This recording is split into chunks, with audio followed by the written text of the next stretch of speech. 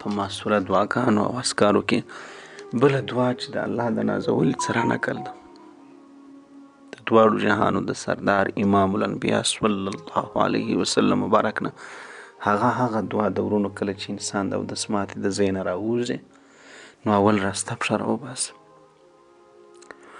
چې راسته پښه دې راوباسله وروسته بیا چپه پښه او دا ووایه غفرانک.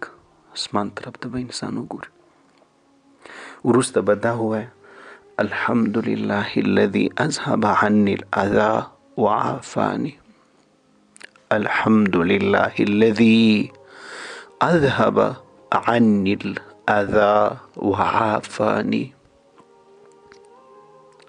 هغه ذات لره دی حمد او ثنا او صفاتي چې بغیر له تکلیف له مانه هغه ضرر رسونکي څه زه دغه څه خلاص کړم.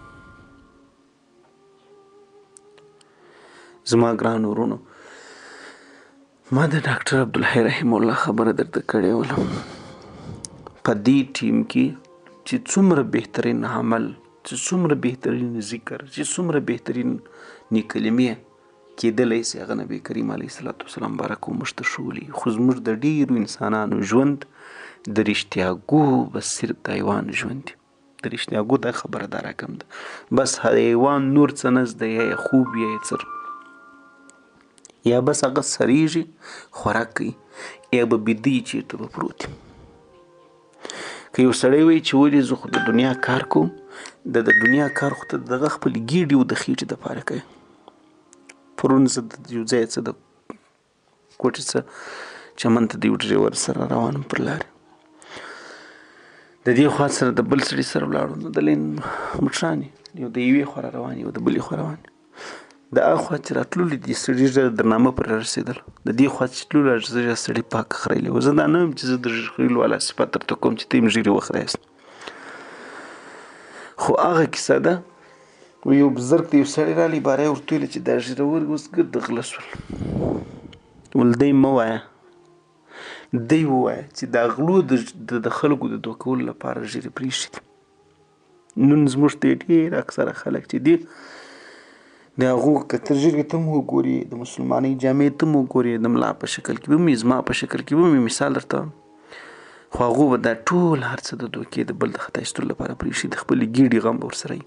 ما چې د دې انسان او د هغه بل انسان حالت ته وکتل نو د اسمان او د مځکې په مابینځ کې فرق ولو په خبرو کې په دې ایمانداري کې په دې هر څه کې. نو زما ګران ورونو دا مه جوړېږي چې بس یا مې خوب وي یا مې څر یا د ګېډې غم اخیستی یاست او یا خو بس چیرته بیده یاست او چیرته چې ښه ډول ته در سبا پورې ګډېږي. د ژوند مقصد او هدف وپېژندي او دا زوري دا دعاګانې اذکار سنت طریقې دا د مسلمانۍ خبرې دا یې زده کړي او په ځان کې راولي. صرف په ږیرې نه انسان نه خلاصېږي د ملا په شکل او په جامه انسان نه خلاصېږي.